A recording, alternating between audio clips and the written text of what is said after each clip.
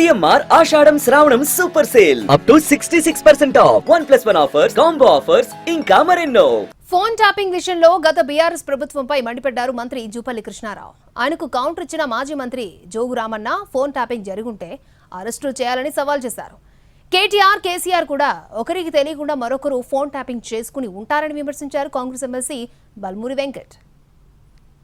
తలతిక్క పనులు చేసిండ్రు కాబట్టి ప్రజలు ఆ స్థాయిలో బుద్ధి చెప్పడం జరిగింది. ఏం కర్మ, ఏం రోగం, ఏం అవసరం, మంది సంసారాలకు తొంగి చూడడం అవసరం ఏంది?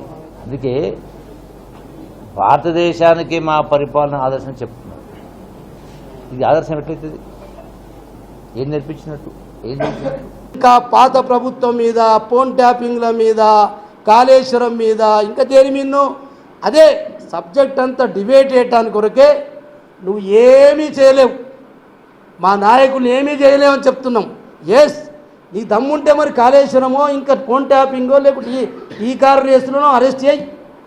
ఎందుకు అరెస్ట్ చేసి జైలుకు పంపుతలేవు? మరి నిజంగా తప్పు జరిగి ఉంటే. ఈరోజు నాకు అనుమానం ఉంది, బహుశా కేటీఆర్ వాళ్ళ నాయన కేసీఆర్ ఫోన్ కూడా ట్యాప్ చేసి ఉంటాడు. కేసీఆర్కి తెలియకుండా, కేసీఆర్ కూడా కేటీఆర్కి తెలియకుండా వాళ్ళ కొడుకు ఫోన్ కూడా ట్యాప్ చేయించి ఉంటాడు.